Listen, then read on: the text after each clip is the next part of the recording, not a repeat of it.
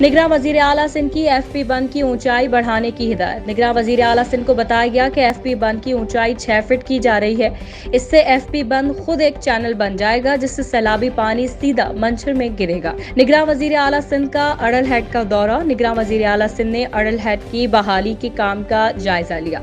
Secretary PND ने निगरान वजीर आला सिंध को अड़ल हेड की बहाली के काम पर ब्रीफिंग दी। अड़ल हेड साल 2021 के सैलाब में टूट गया था। साल 2022 की शदीद बारिशों की वजह से मंछर झील में शदीद तुग़यानी हुई। भान सईदाबाद को बचाने के लिए मंछर झील में रिलीफ कट लगाया गया है। बारिशों और सैलाब के बाइस शहबाज आपाशी डिवीजन के सिस्टम को शदीद नुकसान पहुंचा। सैलाब के बाइस डानिस्टर शाख की डी सेलिंग का काम जारी है। अडल टेल रेगुलेटर और डानिस्टर हेड रेगुलेटर की बहाली का काम 12 मिलियन रुपए की लागत से शुरू किया गया है। तालका मांझन के पंपिंग स्टेशन का काम 150 मिलियन रुपए से शुरू किया गया है। मांझन के मुख्तलिफ देहातों में बचाव बंद 399 मिलियन रुपए की लागत से बनाई जा रही है। दादू कैनाल के रेगुलेटर की मुरम्मत का काम भी 204 मिलियन रुपए से शुरू किया गया है।